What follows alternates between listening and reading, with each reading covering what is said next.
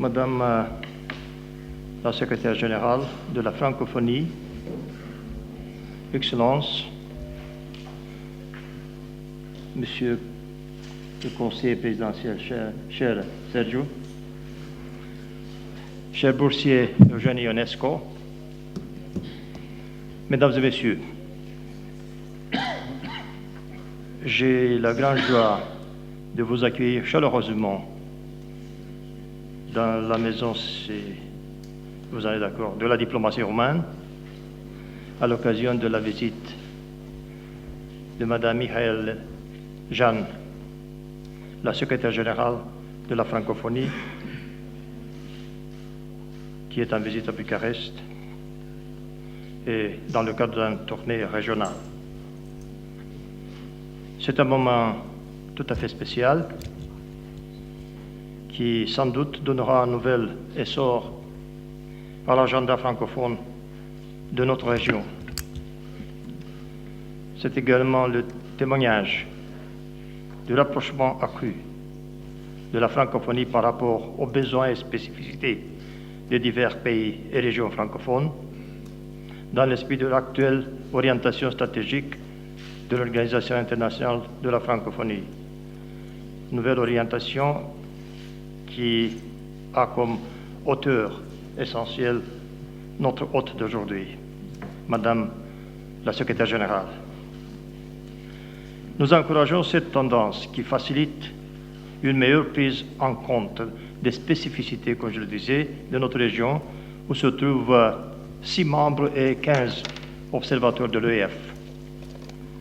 Notre région se caractérise par une grande richesse culturelle, ainsi que par une ample expérience de transition démocratique qui peut consolider le profil géopolitique de la francophonie. De cette perspective, nous nous félicitons de la finalisation du premier plan d'action francophone régional pour l'Europe centrale et orientale. Et nous sommes particulièrement honorés de la possibilité qu'il soit lancé officiellement par Madame la secrétaire générale de la francophonie dans le cadre de cette réunion d'aujourd'hui.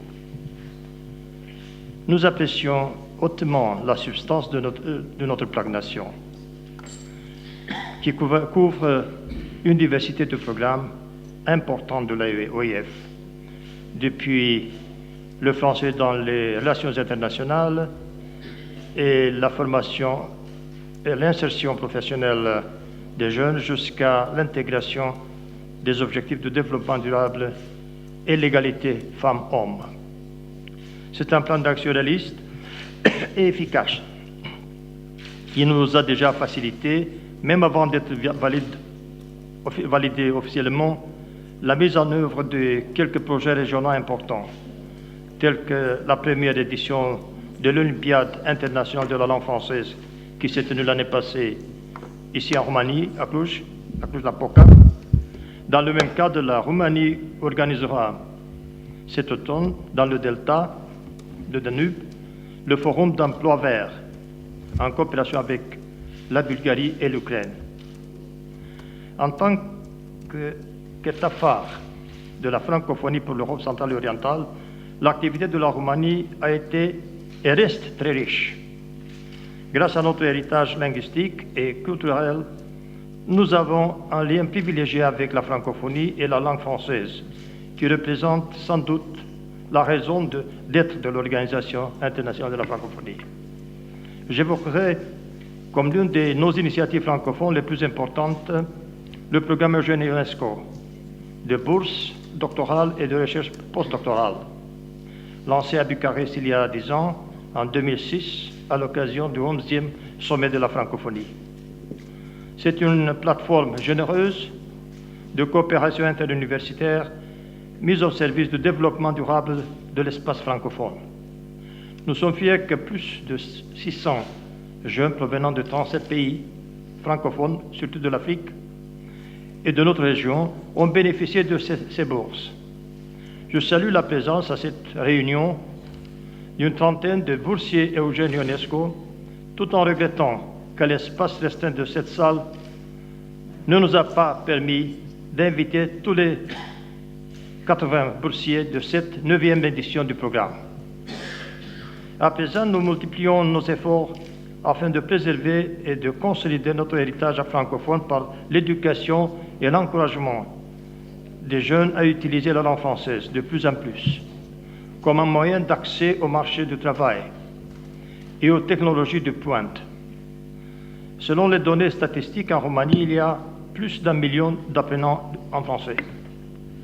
D'autre part, notre vision sur la francophonie envisage une approche intégrée qui puisse valoriser les multiples volets qu'elle nous offre,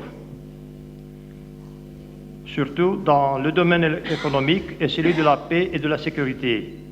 Je rappellerai à cet égard la participation de la Roumanie aux opérations de maintien de la paix déroulées dans l'espace francophone sous l'égide des Nations Unies et de l'Union européenne, ainsi que la formation dispensée en français pour les participants à ces opérations par l'école d'application des officiers Mihai Viteazu de la gendarmerie roumaine, le seul centre de notre région ayant ce profil.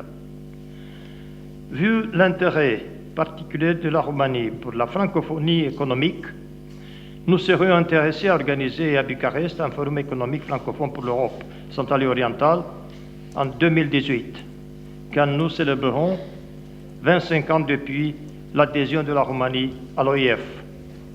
Je voudrais aussi souligner que la réalisation d'un grand nombre de projets francophones en Roumanie a été possible grâce à l'excellente coopération que nous avons avec les bureaux régionaux de l'EF et de l'AUF, que je tiens à remercier chaleureusement.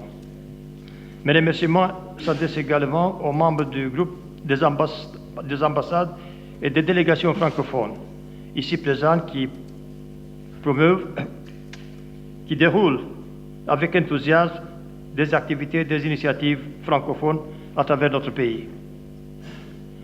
Madame la secrétaire générale, nous avons pleine confiance dans la capacité de la francophonie de renforcer sa dimension politique et d'engendrer des solutions pertinentes et visionnaires aux multiples défis globaux du monde contemporain, en partenariat avec d'autres organisations internationales importantes. Nous en avons d'ailleurs parlé avant que nous venions ici. Nous saluons à cet égard les récentes initiatives de l'OIF visant la lutte contre le terrorisme et la prévention de la radicalisation violente, telle la plateforme électronique Libre Ensemble, qui a une grande capacité de mobiliser les jeunes dans la campagne contre la radicalisation et pour le renforcement de la solidarité, de la diversité culturelle et de la paix. Tout en vous remerciant de votre attention, je suis honoré d'inviter maintenant Madame la secrétaire générale de prendre la parole. Madame, la parole est à vous.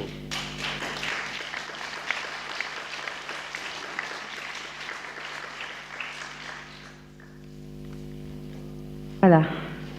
Monsieur le ministre, merci infiniment pour vos bons mots. Et je suis encore sur toute cette énergie de l'échange que nous avons eu tout à l'heure et qui se poursuit dans cette rencontre élargie que nous tenons maintenant. Je veux saluer aussi Monsieur le représentant personnel du président de Roumanie.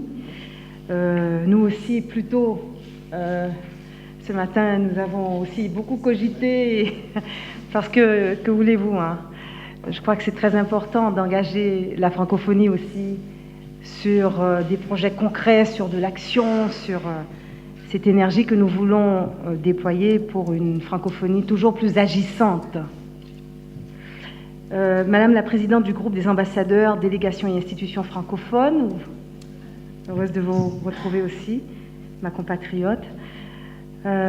Excellences, mesdames et messieurs les membres du corps diplomatique, je suis ravie qu'on se retrouve après ce déjeuner où nous avons déjà amorcé notre discussion et nous avons fait connaissance.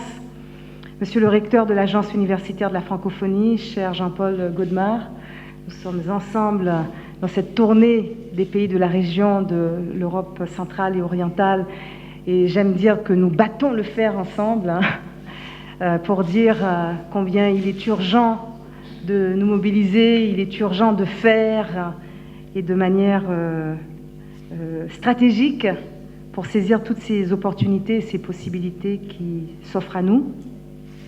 Monsieur le directeur du bureau régional de l'AUF pour l'Europe centrale et orientale, Madame la directrice du bureau de l'OIF pour l'Europe centrale et orientale, chère Chantal Moreno, Mesdames et Messieurs, en vos titres, grades et très nombreuses qualités, chers amis de la francophonie. Tout d'abord, encore une fois, Monsieur le Ministre, un grand merci pour cet accueil des plus chaleureux en Roumanie. La Roumanie qui est un pays phare de la francophonie dans cette très belle région d'Europe centrale et orientale que j'ai le bonheur de parcourir cette semaine en étant très à l'écoute. On peut dire aussi que la langue française est toujours bien vivante en Roumanie, avec presque 2 millions de personnes qui la parlent et 1 300 000 personnes qui suivent des cours de français, selon les chiffres de 2014, tirés du rapport de l'Observatoire de la langue française. Peut-être ces chiffres ont-ils encore augmenté depuis, nous pouvons l'espérer. La Roumanie est engagée en francophonie. Il y a 10 ans, en 2006, qu'on s'en souvienne, Bucarest accueillait le 11e sommet de la francophonie centré sur les technologies de l'information dans le domaine de l'éducation. Et nous voici de retour et nous nous rendons compte à quel point la Roumanie est un chef de file dans la région en matière dans le domaine des nouvelles technologies de l'information et des communications. Et c'est lors de ce sommet que les chefs d'État et de gouvernement ont demandé à l'OIF, l'Organisation internationale de la francophonie, et à l'Agence universitaire de la francophonie, l'AUF, de leur proposer une initiative commune destinée à accroître l'offre de programmes et contenus de formation axés sur les technologies éducatives. Ce qui n'est pas resté sans suite et a donné naissance notamment à un programme de référence dont la francophonie n'est pas peu fière, et c'est l'initiative pour la formation à distance des maîtres, l'IFADEM. Et depuis, je dirais que de chemin parcouru, parce que dans le domaine du numérique éducatif, y compris dans votre région, où la programmation du Centre régional francophone pour l'Europe centrale et orientale, l'acronyme c'est le CREFECO, s'engage résolument dans cette voie, avec notamment un beau projet de formation à distance pour les enseignantes et les enseignants débutantes et débutants. C'est un programme qu'on appelle le GEDA, Jeunes enseignants débutants en action, auquel la Roumanie prend part avec conviction.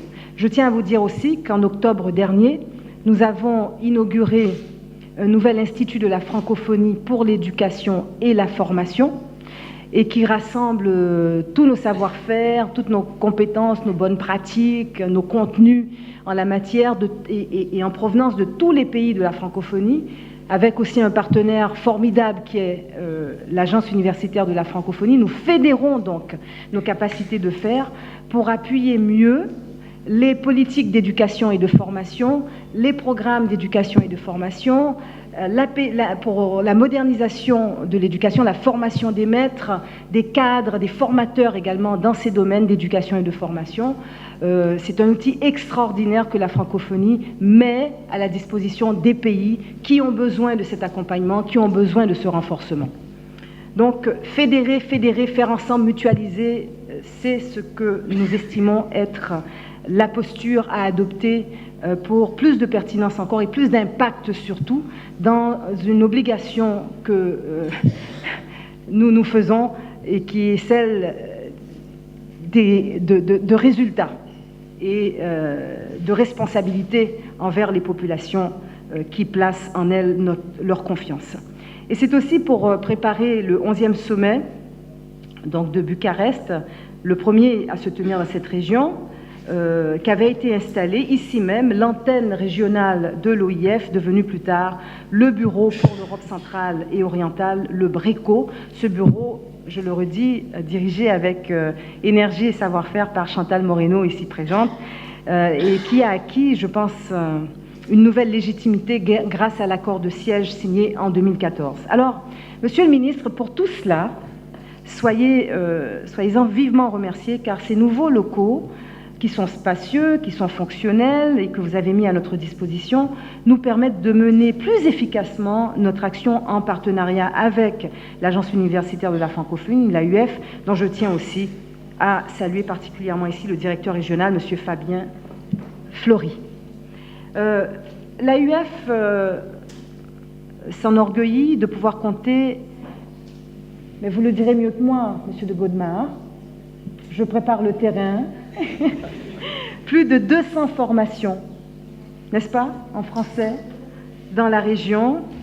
Et nous avons eu l'occasion hier de fêter à Sofia le 20e anniversaire de l'École supérieure francophone d'administration et de management, l'ESFAM, qui est un centre d'excellence de l'agence qui ouvre à ses étudiantes et à ses étudiants de nombreuses opportunités d'emploi dans le vaste espace francophone.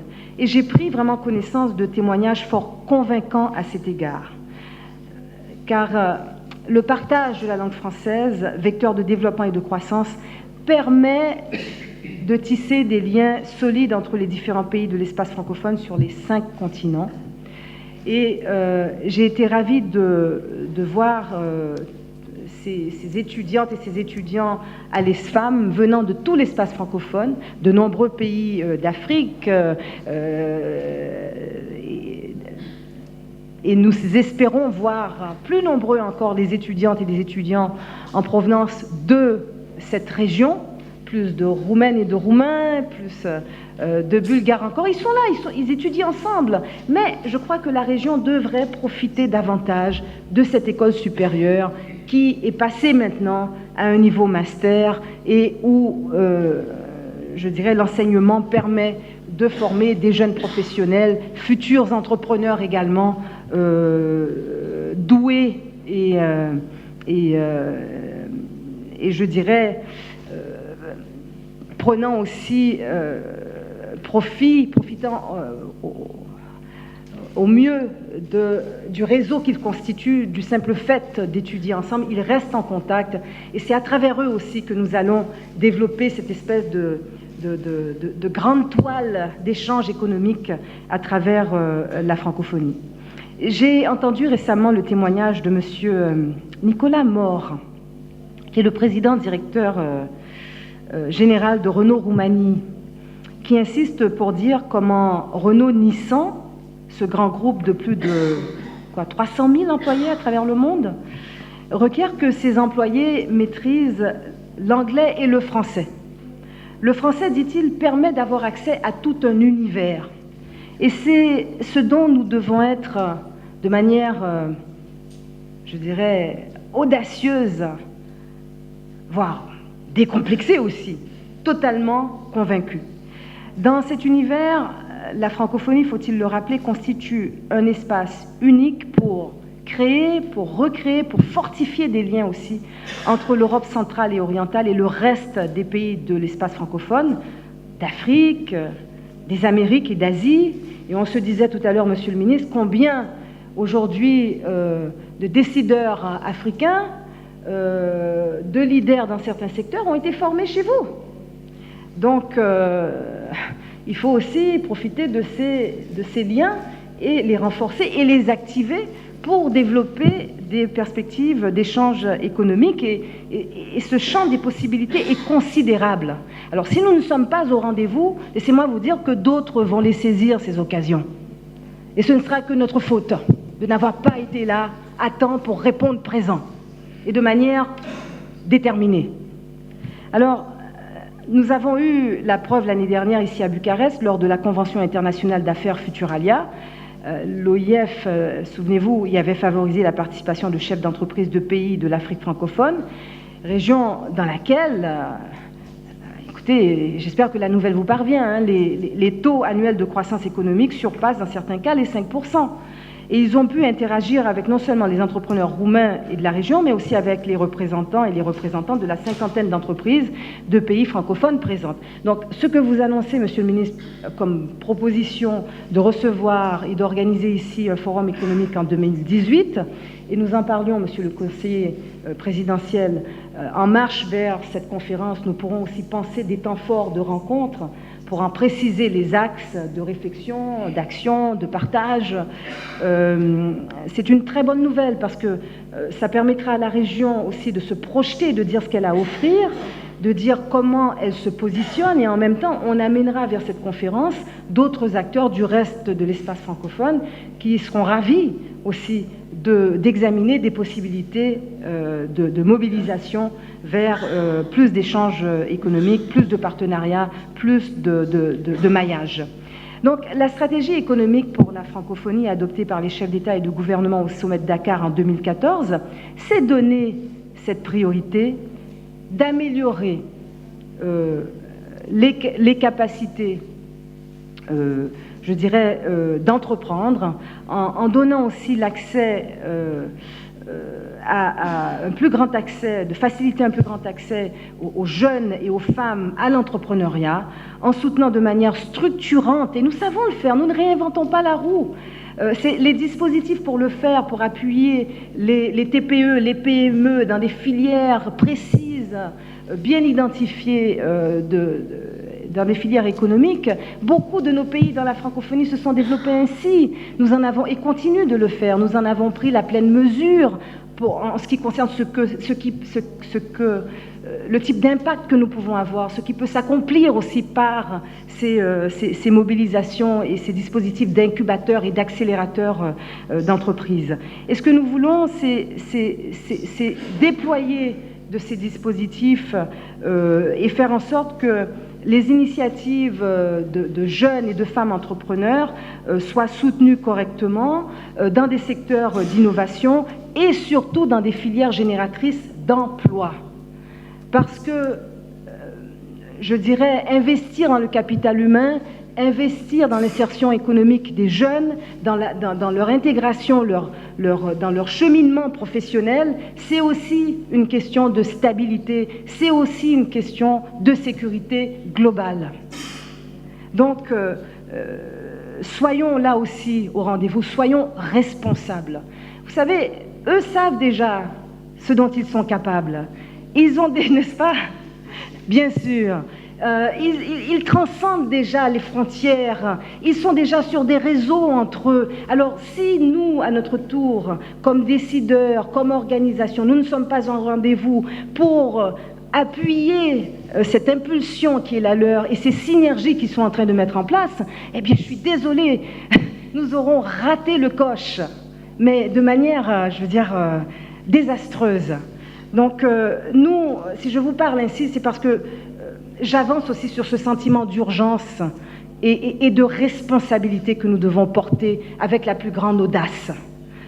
Et l'OIF donc a mis en place, pour accompagner ces énergies venant de ces forces vives que représentent les jeunes et les femmes, ce vaste programme qui vise principalement justement les jeunes entrepreneurs, femmes et hommes, de 18 à 35 ans, en appuyant le développement et la création d'incubateurs, de TPE et de PME. Et ce travail-là, nous le faisons en co-construction avec les pays.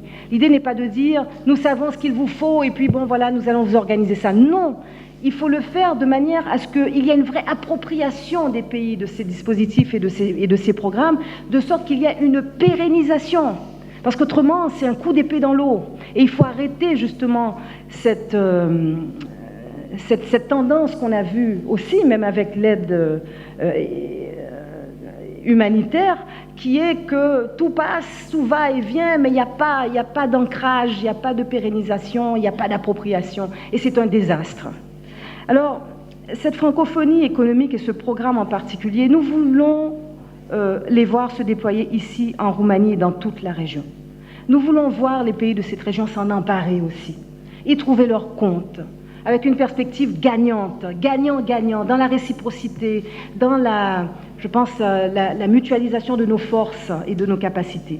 Et c'est là l'un des axes clés du plan d'action régional qui prévoit un accompagnement des 6 pays que vous avez nommés, la Roumanie, l'Albanie, l'Arménie, la Bulgarie, la Moldavie, l'ex-République yougoslave de Macédoine, afin qu'ils puissent répondre, entre autres, aux besoins en ressources humaines des entreprises francophones qui assurent entre 15 et 20% de votre PIB. Et afin aussi de tirer le meilleur profit de la richesse des expériences francophones pour créer des entreprises innovantes, pour nouer des partenariats, pour trouver de nouveaux débouchés. J'ai rencontré ce matin même, lors d'un petit déjeuner qui a été très fructueux, et des plus intéressants, des chefs d'entreprise francophones. Et il y avait là L'Oréal, il y avait là Pentalogue, Michelin, COS, Sonia Mode, BRD, Careless Beauty, la Chambre de commerce et des industries francophones en Roumanie, Innovation Lab, un centre aussi de création de jeunes pousses, de start-up, de nouvelles entreprises. Et je me réjouis d'ailleurs de la décision qui m'a été communiquée de la création d'un réseau francophone de jeunes entrepreneurs de la région. Car la force de la francophonie, c'est justement ce puissant maillage de réseaux institutionnels, de réseaux professionnels et de la société civile. Et quand je dis de réseaux professionnels, je parle aussi de toutes ces expertises que nous avons dans l'espace francophone. Prenons par exemple la normalisation, pour le renforcement de l'environnement des affaires, pour la certification, des labels de qualité qui font qu'ensuite vous pouvez faire une promotion encore plus efficace de ce que vous produisez. Et vous pouvez déboucher avec mieux armé aussi sur les nouveaux marchés qui s'offrent à nous. Et disons-nous une chose, dans cette francophonie des solutions, tout est là à disposition, tout est là à notre portée. À nous, je pense, d'engager ce que nous savons faire de mieux et ce qui est là comme possibilité dans notre espace.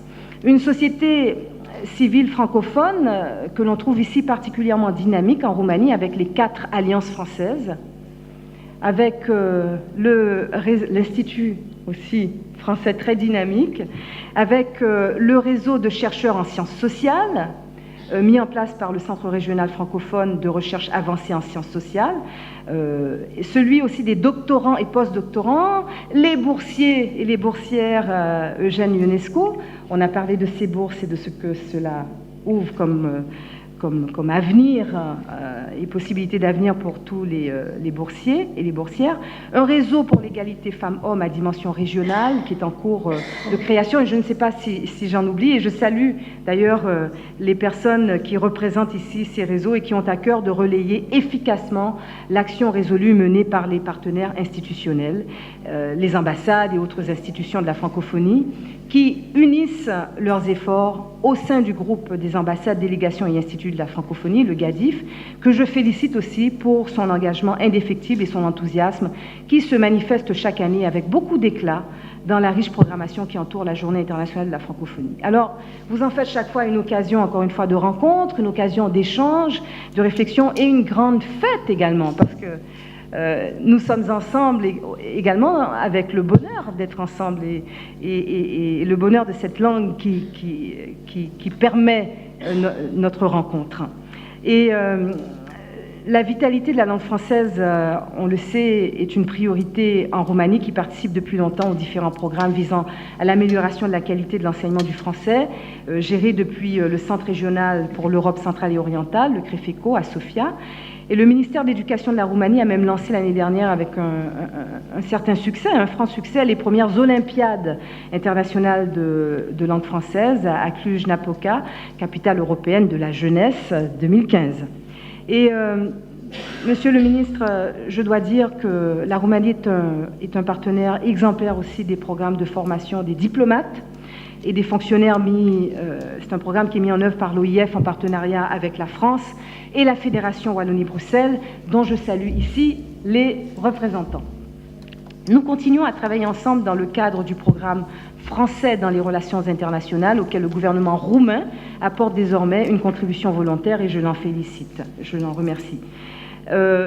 Donc, la nouvelle approche privilégie les formations techniques, les formations thématiques, ainsi que la dimension régionale. Et à cet égard, je me réjouis que dans le cadre du programme, la Roumanie partage avec les autres pays de la région son expérience de l'appartenance à l'Union européenne. Et ce partage, cette mise en commun, donne tout son sens à la coopération multilatérale francophone. Le programme Le français dans les relations internationales est particulièrement à l'honneur cette année. Il marque le 10e anniversaire du Vademecum relatif à l'usage de la langue française dans les organisations internationales, encore un acquis du sommet de Bucarest. Mais force est de constater que le bilan de la mise en œuvre de ce texte qui rappelle aux États et gouvernements membres de la francophonie et au secrétariat des organisations internationales leurs obligations en matière de diversité linguistique reste assez mitigée. Et chaque fois que nous baissons les bras, sachez que c'est à notre détriment. Il nous faut redoubler de vigilance, car force est de constater que les organisations internationales manquent à leur devoir et que trop de représentants de nos États membres baissent eux-mêmes les bras et succombent au tout en anglais. Qu'est-ce que ça produit? Moins de participation, moins de contenu en français, un déficit de perspective, un déficit d'idées. C'est grave. Alors, j'espère, et je crois que le sommet de Madagascar donnera une nouvelle impulsion à la mobilisation pour la diversité linguistique dans les organisations internationales, car au premier rang, je dirais, des enjeux desquels la démocratie... c'est que trop de délégations de pays francophones sont frappées de discrimination linguistique. Il en résulte, je le redis, un déficit de contenu, un déficit de perspective. Il faut s'élever contre cela, plutôt que de succomber à cette idée que désormais la lingua franca, c'est l'anglais. Mais de la même façon qu'il n'y a pas de démocratie politique sans multipartisme, il ne peut y avoir de démocratie internationale sans multilinguisme. Alors,